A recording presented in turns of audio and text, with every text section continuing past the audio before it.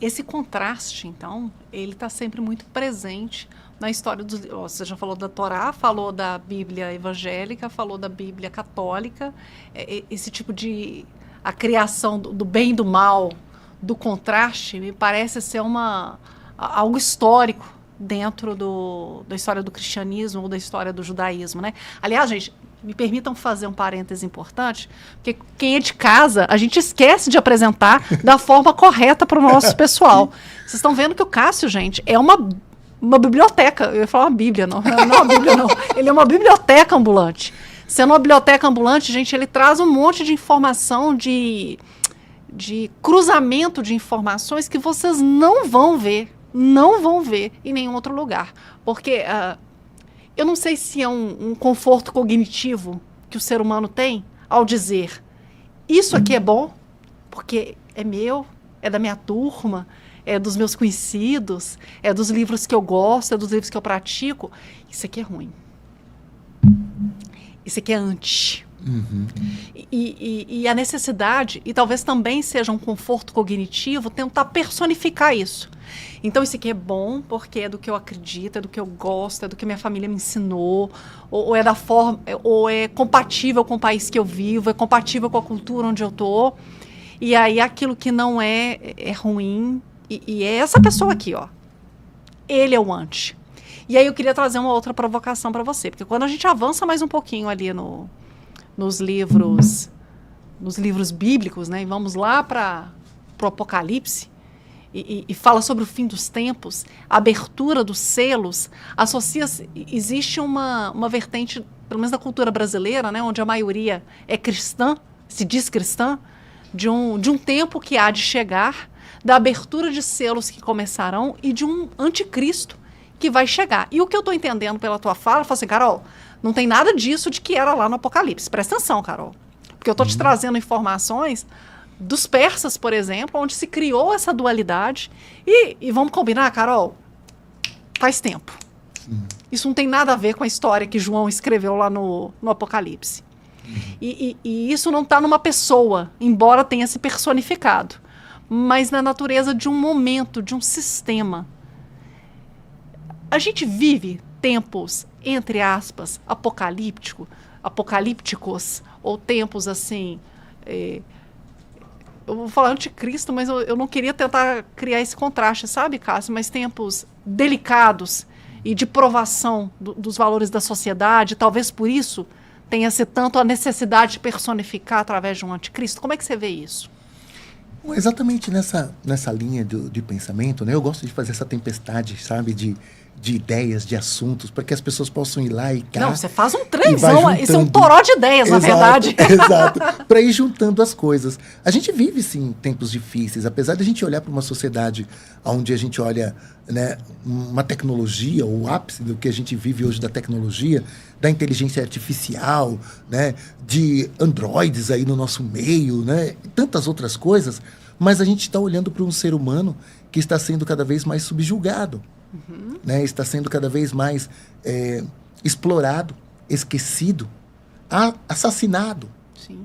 E isso é algo... Literalmente ou não, né? Exato, e isso é algo apocalíptico, vamos dizer assim. Porque a palavra apocalipse quer dizer revelação. É tirar o véu, é mostrar o que está acontecendo. Mas, se a gente olhar a mulher do Apocalipse, fazendo um link novamente lá com o Gênesis, essa conexão, né, de Gênesis e Apocalipse, a mulher de Gênesis, ela é a pecadora. Ela que leva o homem a pecar. Mas essa narrativa, ela vem do templo de sacerdotes, aí sim tem os levitas, né, controlando, aí sim tem, né, toda a realeza trazendo o domínio daquele povo lá do norte que se corrompeu com os sírios, com os babilônios, porque a ralé ficou. Quem foi levada cativa foi a elite. E esse povo, a ralé que ficou, se misturou com os outros povos e construíram um templo, sabe, lá no Monte Garizim, que é o templo da Samaria. O templo do sul foi destruído, o templo da Samaria ficou.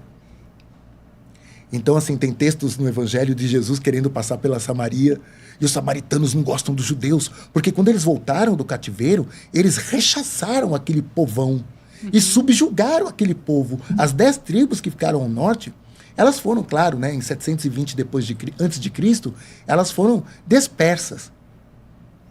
E ali ficou um povo misturado. Que o judeu olhava e falava assim, não é gente pura. Não é um judeu, Autêntico. Sabe, autêntico. Então eles rechaçavam os judeus. Tanto é que Jesus, ao passar, ou tentar passar pela Samaria, os samaritanos não deixaram.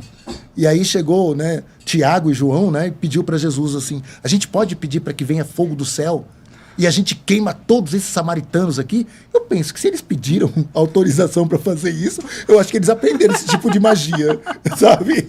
E Jesus fala, não, a gente não veio para fazer isso não, calma. E a partir daquele momento, começou a chamá-los de filhos do trovão, que quer dizer Boanerges em hebraico.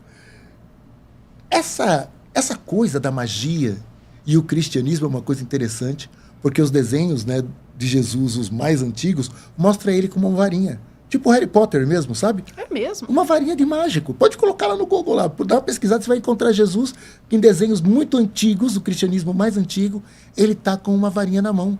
Por isso que os persas foram visitar Jesus. Os reis magos. Os reis magos, que não são 3.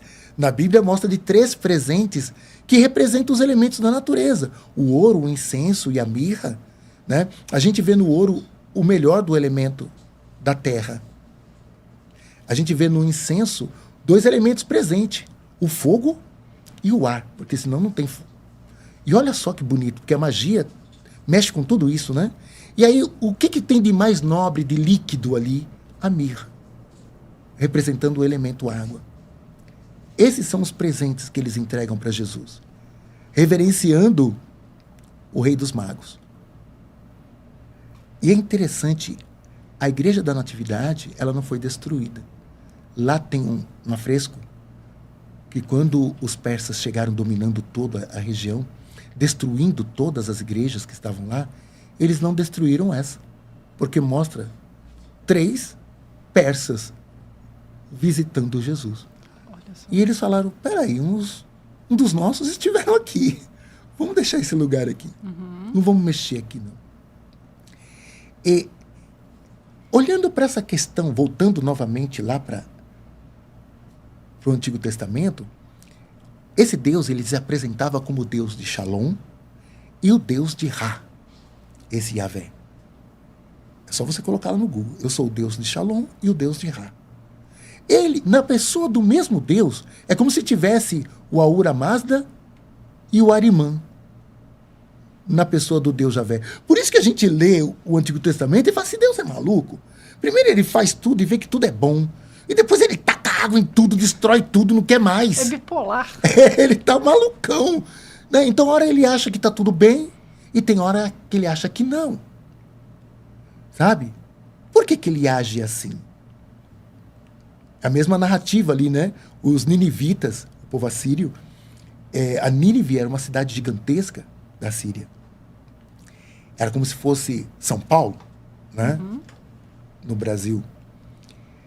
E tem a narrativa de Jonas, que ele está indo lá para fazer a palestra para os ninivitas, porque Deus ia acabar com os ninivitas. E ele faz uma palestra de destruição, está lá no livro do profeta Jonas. Ou então o Ioná, né, para os judeus.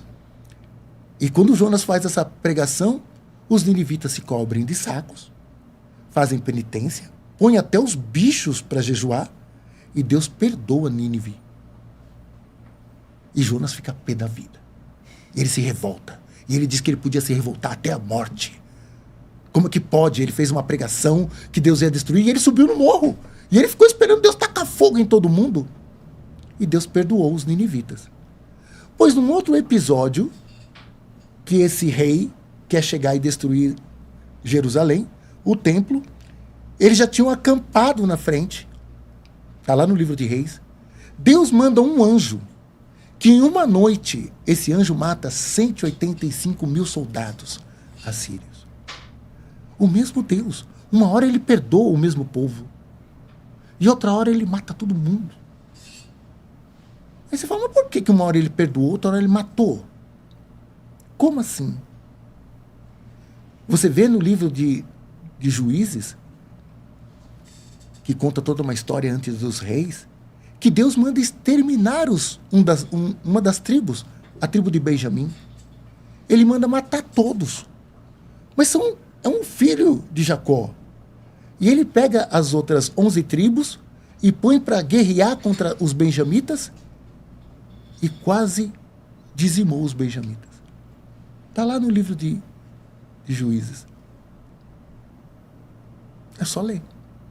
Então, quando você olha para esse Deus, que era o Deus de Shalom e Deus de Ra, não foi ficando legal essa narrativa. E aí que entra o dualismo persa. Eles começam, então, a construir a pessoa do demônio. O povo judeu começa, então, a construir uma narrativa que tem um algoz. Eles tiram de Deus, tiram de Yahvé essa postura e ele coloca no algoz. Inclusive, o livro do Jó mostra Satã provocando toda hora. Ele tem acesso ao céu. É um anjo caído, né? Ele tem acesso. Mas nessa narrativa ainda não é uma pessoa. Não é um anjo caído. Não tem essa ideia ainda. Não tem. Nessa narrativa do livro de Jó. Ele é um acusador. Porque lá na Babilônia, eles tinham sempre um advogado de acusação. Ele apontava os seus erros.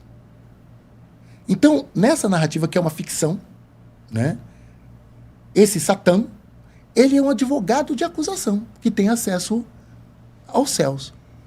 E ele chega para Deus e fala, tá bom, todo mundo é bonzinho. E o Jó?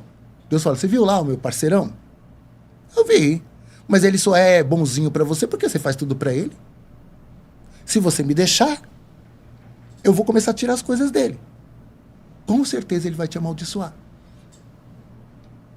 Se você olhar bem o livro de Jó, não tem a paciência de Jó que a gente escuta. Aquele homem, ele se lamenta, ele só não blasfema contra Deus. Mas, na história, na narrativa, a mulher dele, e sempre assim, né? A mulher fica, amaldiçoa esse seu Deus e morre logo. Porque agora você está cheio de lepra, você já perdeu os nossos filhos, 7 filhos já morreram, nós perdemos a nossa riqueza toda. E Satã tá toda hora indo lá e falando, olha, se eu tirar mais alguma coisa, se eu pôr uma doença nele e tal, e acaba com Jó. E a frase do livro é, Deus deu, Deus levou. Bendito seja Deus por isso. Então, esse Deus de Shalom e de Ra tá ali no livro de Jó. Só que eles começaram a entender que esse advogado de acusação esse Satã, ele poderia se estruturando para uma personagem que fosse o algoz, o do contra, o anti. E isso vai crescendo.